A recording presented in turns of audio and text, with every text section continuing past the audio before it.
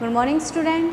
आज हम एक नया चैप्टर प्राइवेट कंपनी वो शुरू करेंगे कि प्राइवेट कंपनी क्या होता है, इसकी कैरेक्टरिस्टिक्स क्या होती है। प्राइवेट कंपनी जो other form of business organisation है, यानी जो बिजनेस ऑर्गेनाइजेशन व्यापारिक संगठन में जितने भी फॉर्म होते हैं, जैसे public company, private company, LLP, partnership firm, ये सब बिजनेस ऑर्गेनाइजेशन की क्या होती हैं, फॉर्म होती है। तो उसमें जो प्राइवेट कंपनी है वो एक बहुत ही महत्वपूर्ण फॉर्म होती है, संगठन होता है। ठीक है, इस प्राइवेट कंपनी को क्या होता है कि जो सार्वजनिक कंपनी, पब्लिक कंपनी के अपेक्षा कुछ प्रिविलेज एंड एग्जेम्पशंस मिली होती है, विशेष अधिकार और छूट मिली होती है। हम उसके बारे में पढ़ेंगे। ठीक है, तो सबसे पहले हम आज इसके मीनिंग के बारे में पढ़ते हैं कि प्राइवेट कंपनी होता क्या है।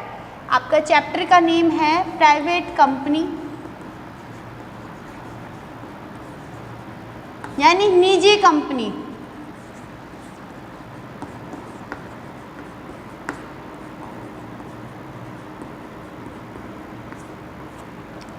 प्राइवेट कंपनी की जो डेफिनेशन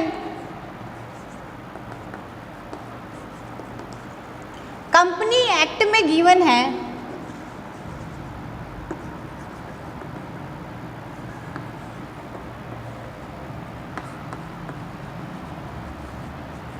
कौन से कंपनी एक्ट में, 2013 में। इसकी डेफिनेशन किस सेक्शन में है, सेक्शन 2 क्लोज जो आपका क्या है इसमें 68 में प्राइवेट कंपनी की है, 2 क्लोज 71 पब्लिक कंपनी में उसकी डेफिनेशन गिवन है। क्या कहा गया है कंपनी सेक्शन में कि private company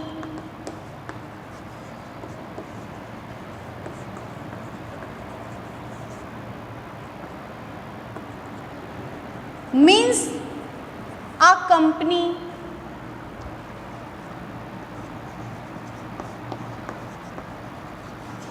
having minimum paid up share capital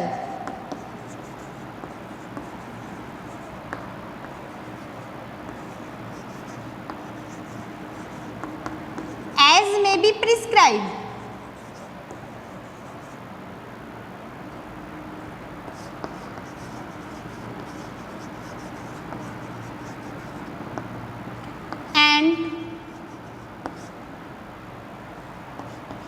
by which its articles of association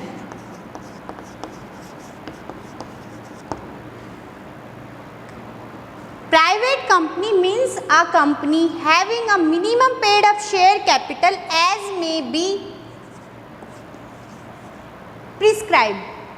देखिए कि प्राइवेट कंपनी, निजी कंपनी उस कंपनी को कहते हैं जिसकी कम से कम जो पेड अप शेयर कैपिटल, प्रदत्त अंश पूंजी जो प्रिस्क्राइब की गई है कंपनी एक्ट में वो हो।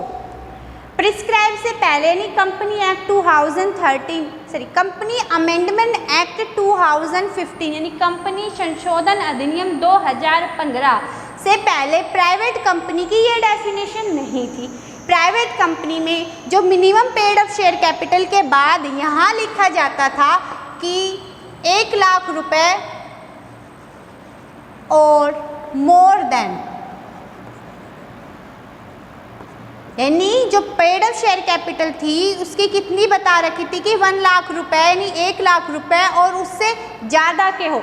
बट आफ्टर जो कंपनी अमेंडमेंट एक्ट 2015 उसके बाद ये इसकी जो लिमिट थी ये बता रखा था, इसको क्या कर दिया, हटा दिया गया और इसकी जगह लिख दिया एज में बी प्रिस्क्राइब, यानी जो कंपनी एक्ट में निर्धारित है, प्रिस्क्राइब है, निर्धारित किया गया है वो।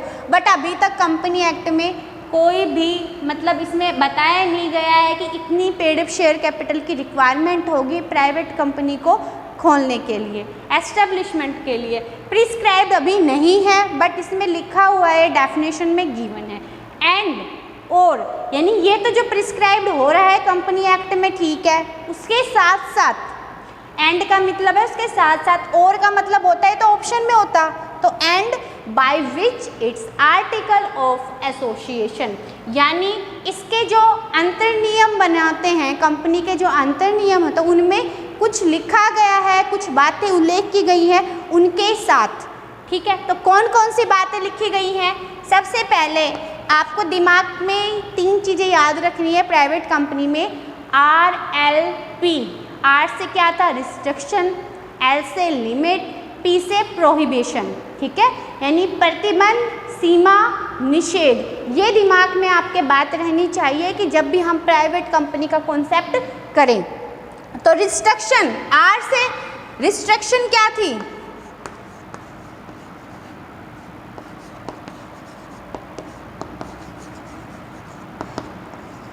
on the right to transfer the share,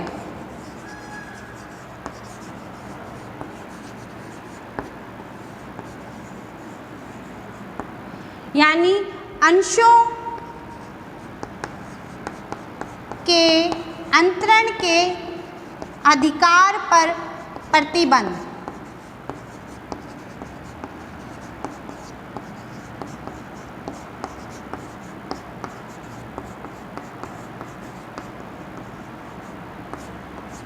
अंशों के अधिकार पर प्रतिबंध, जो कंपनी है, प्राइवेट कंपनी है, उसके जो मेंबर हैं वो ट्रांसफ़र नहीं कर सकते शेयर को।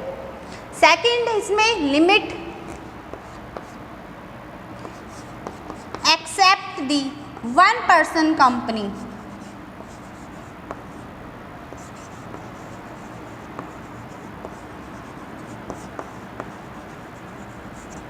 limit the number of member,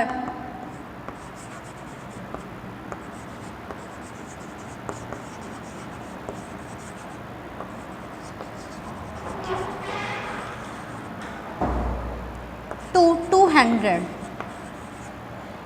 यानी जो 1 पर्सन कंपनी है, एक व्यक्ति कंपनी है, उसको छोड़कर लिमिट कर दी गई नंबर ऑफ मेंबर्स कितने तक? 200, इससे ज़्यादा मेंबर नहीं हो सकते। थर्ड था इसमें जो RLP, प्रोहिबिशन,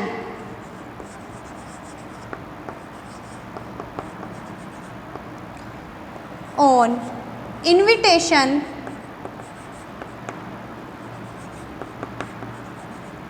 टू सब्सक्रिप्शन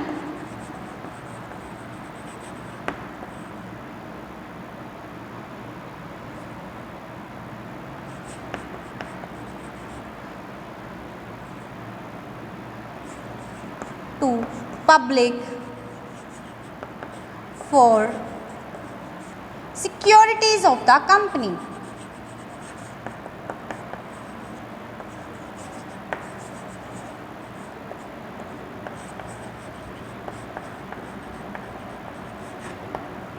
क्या प्रोहिबिशन, क्या निषेध था? कि हम जनता को अभिदान के लिए आमंत्रित नहीं कर सकते, जनता को प्रतिभूतियों के अभिदान के लिए आमंत्रित नहीं कर सकते, जनता को ऑफरिंग नहीं कर सकते कि आप हमारे कंपनी के अंश खरीद सके, उनको प्रोस्पेक्टस जारी नहीं कर सकते हैं। तो ये थी आपकी एक प्रोहिबिशन, निषेध। ये कंप्लीट आपकी प्राइवेट कंपनी की क्या है, डेफिनेशन गिवन है कि क्या रिस्ट्रिक्शन, अंशों के अंतरण के अधिकार पर प्रतिबंध होता है, जो नंबर ऑफ मेंबर्स होते हैं कंपनी, उनकी लिमिट थी, सीमा तय थी, 200 थे, इसमें कुछ पर्सन को इंक्लूड नहीं किया जा सकता। उसके बारे में जब हम इसकी कैटेगरी करेंगे तब डीपली बताऊंगी। Prohibition on invitation to subscription to public for securities of the company, यानी इन्विटेशन नहीं कर सकते थे आप सब्सक्रिप्शन के लिए, किसको? पब्लिक को। किसके लिए नहीं दे सकते थे?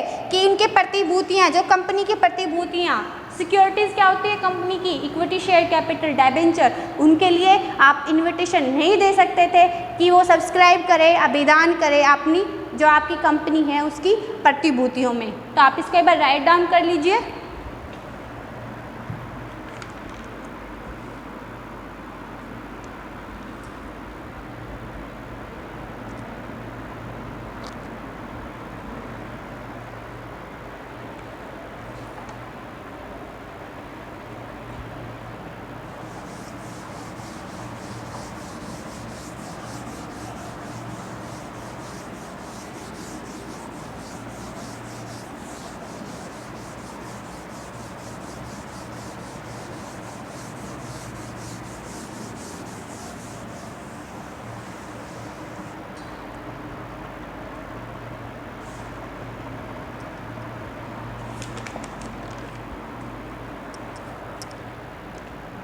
Characteristics of private company.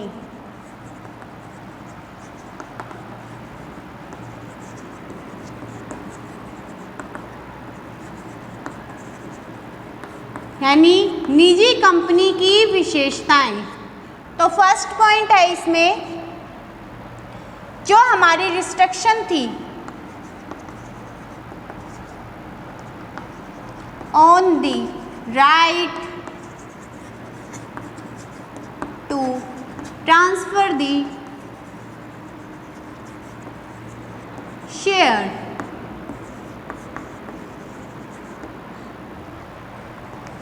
अंशों के अंतरण पर प्रतिबंध।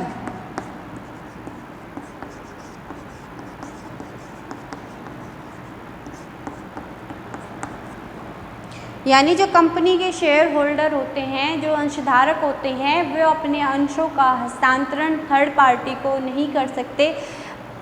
प्रीवियस लेक्चर में भी मैंने आपको जब कंपनी के टाइप्स प्राइवेट कंपनी के बारे में कर रहे थे तब बताया था कि जो कंपनी के डायरेक्टर होते हैं वो ऑब्जेक्शन उठा सकते हैं कि जो कंपनी के मेंबर हैं, शेयर होल्डर हैं, अपने अंशों का हस्तांतरण ट्रांसफ़र नहीं करेंगे। उनको ये प्रॉब्लम हो सकती है कि वो ही चाहते हैं कि इस रेट पर ट्रांसफ़र हो या इस पर्सन को ट्रांसफ़र हो, तो वो ऑब्जेक्शन कर सकते हैं। कौन कर सकता है? डायरेक्टर कर सकते हैं। तो अंशों के अंतरण पर प्रतिबंध होता है। प्राइवेट कंपनी में हम अंशों के जो हस्तांतरण है, ट्रांसफ़र है, वो नहीं कर सकते हैं। सेकंड है इसमें limit the number of members. यानी सदस्यों की संख्या पर लिमिट या प्रतिबंध।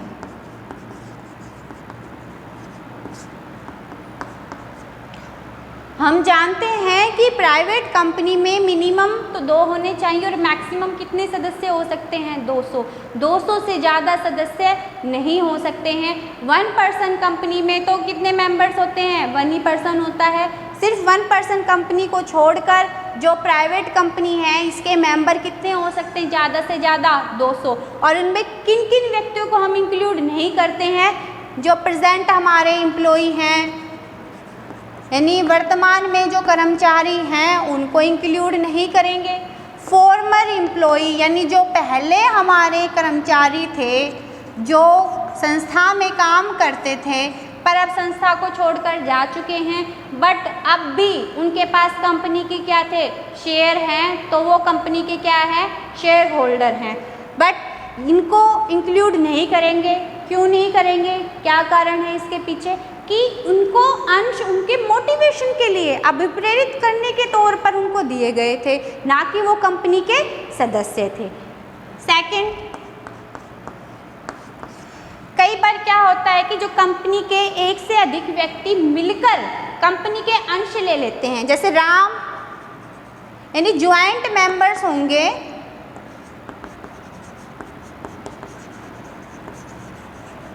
may be treated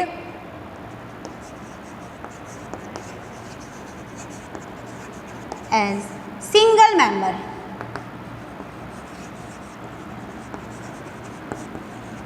यानी जो ज्वाइंट मेंबर्स होंगे, 2 व्यक्ति मिलकर जो संस्था कंपनी है उसके अंशों को खरीद रहे हैं, तो उसको एक व्यक्ति माना जाएगा। जैसे राम और श्याम हैं, इन दोनों ने मिलकर 100 अंश किसी कंपनी के खरीदे हैं। तो अब ये राम और श्याम ने मिलकर खरीदे हैं, तो इनको 2 सदस्य ना मान के क्या मानेंगे हम? एक ही सदस्य माना जाएगा।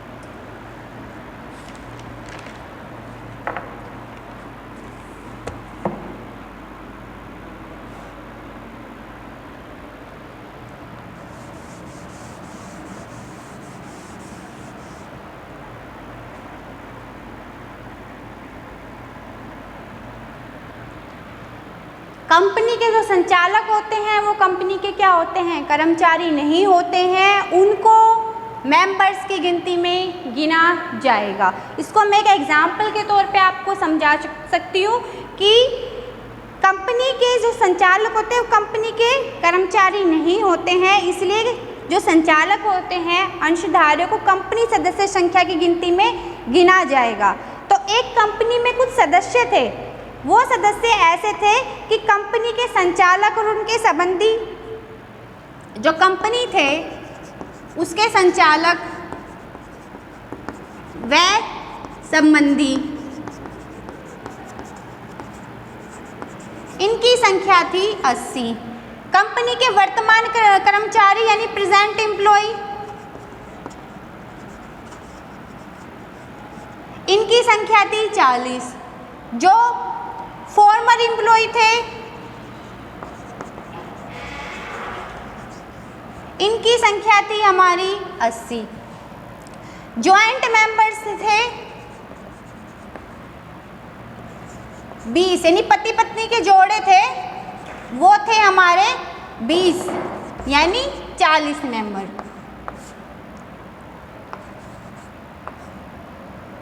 240 और इसमें अन्य थे आपके 80 मेंबर और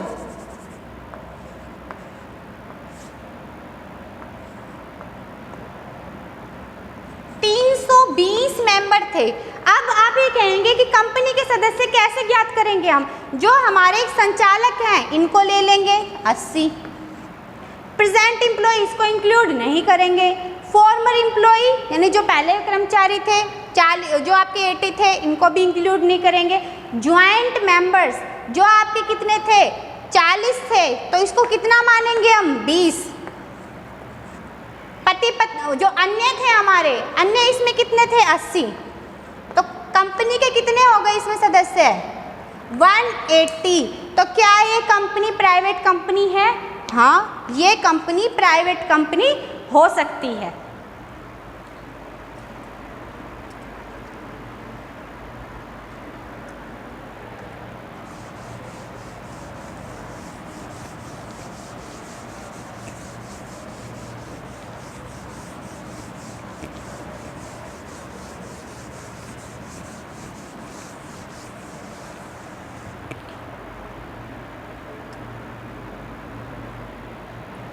थर्ड है इसमें प्रोहिबिशन ऑन इन्विटेशन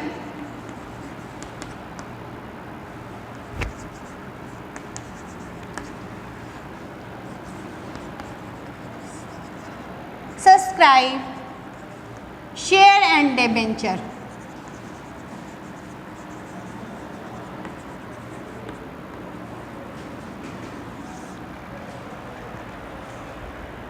यानी प्रतिभूतियों के अभिधान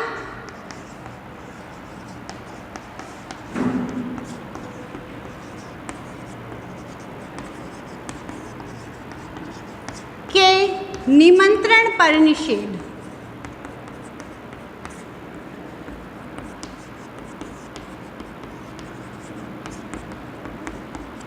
यानी कंपनी प्रतिभूतियों के अभिधान के निमंत्रण पर निषेध। प्राइवेट कंपनी जो कंपनी है वो पब्लिक को प्रतिभूतियों के अभिधान के लिए निमंत्रण नहीं कर सकती है, उनको इनवाइट नहीं कर सकती है सब्सक्रिप्शन के लिए। किसके सब्सक्रिप्शन के लिए? कंपनी की सिक्योरिटी, शेयर और डिबेंचर को। ठीक है, ये प्राइवेट कंपनी नहीं कर सकती है। अब ये अपनी कैपिटल कहाँ लगाएगी? जब जनता से तो आमंत्रित कर नहीं सकती है कि उनको शेयर बेचकर इसके पास कैपिटल आ जाए।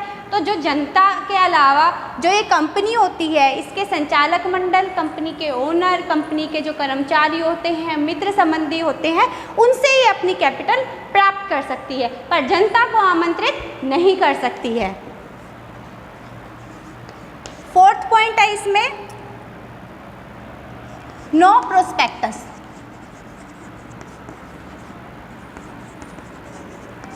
परिविवरण नहीं।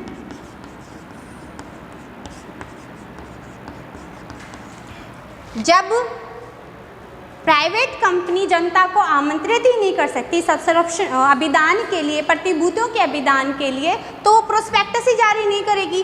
क्यों? प्रोस्पेक्टस क्या होता है? प्रोस्पेक्टस एक डॉक्यूमेंट होता है जो कंपनी जारी करती है, जिसमें कंपनी के बारे में डिटेल होती है।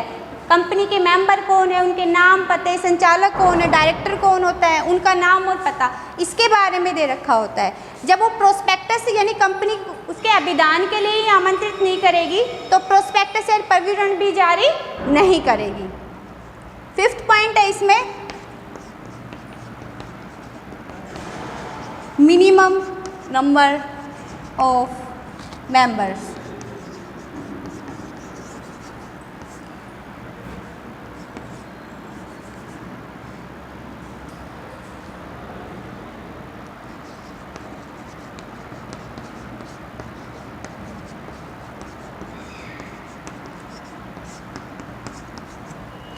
प्राइवेट कंपनी में कितने मेंबर्स होते हैं? मिनिमम नंबर ऑफ मेंबर्स कितने होते हैं? 2 और मैक्सिमम 200। इससे ज़्यादा ये संख्या में नहीं हो सकते। 1 पर्सन कंपनी में कितने होते हैं? 1 पर्सन होता है, मिनिमम भी और मैक्सिमम भी।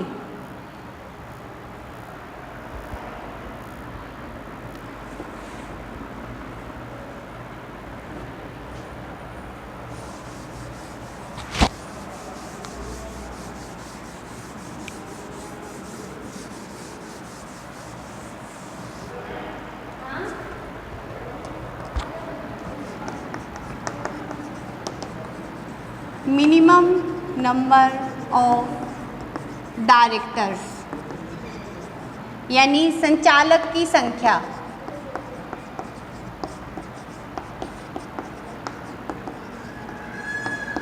यानी कंपनी में, प्राइवेट कंपनी में कितने संचालक हो सकते हैं? प्राइवेट कंपनी में डायरेक्टर होते हैं 2 और अधिकतम मिनिमम है 2 और मैक्सिमम कितने हो सकते हैं? 15। 1 पर्सन कंपनी में मिनिमम होता है 1 और मैक्सिमम कितना हो सकता है? 15। ये जो मैक्सिमम 15 है, 15 से ज़्यादा अगर इनको करना है तो एक स्पेशल रिसोल्यूशन पास करके ही कर सकते हैं। ये एक विशेष संकल्प पास करके ही संख्या को बढ़ा सकते हैं। ठीक है, अगर आपको डायरेक्टर की संख्या बढ़ानी है तो एक विशेष संकल्प पारित करना पड़ेगा, एक स्पेशल रिसोल्यूशन है वो पास करना पड़ेगा, उसके बाद ही आप डायरेक्टर्स की संख्या को बढ़ा सकते हैं। नेक्स्ट है इसमें आर्टिकल्स यानी अंतर नियम। कंपनी को अपने आर्टिकल्स बनाने पड़ते हैं, उसमें मेंशन करना पड़ता है, अंतर नियम बनाने पड़ते हैं। और जो मैंने कंपनी के आपकी 3 रिस्ट्रिक्शन बताई है, RLP रिस्ट्रिक्शन, लिमिट और प्रोहिबिशन, इन तीनों को इन अंतर नियमों में मेंशन करना पड़ेगा। इन अंतर नियमों में तीनों जो प्रतिबंध हैं उनको मेंशन करना पड़ेगा। नेक्स्ट है addition of certain words with the name of company, यानी कंपनी के नाम के अंत में कुछ वर्डों को जोड़ा जाता है। ठीक है, कंपनी के नाम के अंत में कुछ वर्डों को जोड़ा जाता है। प्राइवेट कंपनी में क्या वर्ड लगाते हैं अंतिम वर्ड में? Private limited. क्या जोड़ा जाएगा? Private limited. जैसे Ram private limited. 1 person company में क्या होता है? जो भी नाम होता है उसके पीछे क्या लगता है? OPC, 1 person company.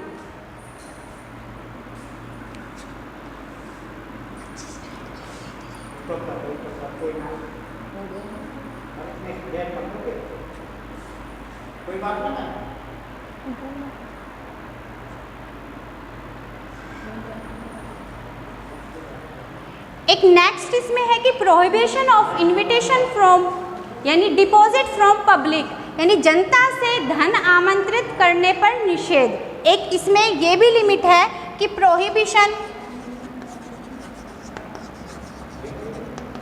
On the invitation deposit from public, यानी प्राइवेट कंपनी जनता से धन जमा भी नहीं कर सकती, ना ही उनको अभिदान के लिए आमंत्रित कर सकती है और ना ही जो जनता धन देती है उसको भी वो एक्सेप्ट नहीं कर सकती है। तो देखिए बच्चों, आज प्राइवेट कंपनी के बारे में बताया है कि प्राइवेट कंपनी होती क्या है, इसकी कैरेक्टरिस्टिक्स के बारे में बताया है। नेक्स्ट लेक्चर में हम इसकी प्रिविलेजेस एंड एग्जेम्पशंस, जो छूट और विशेषाधिकार कंपनी को दिए जाते हैं, उसके बारे में पढ़ेंगे।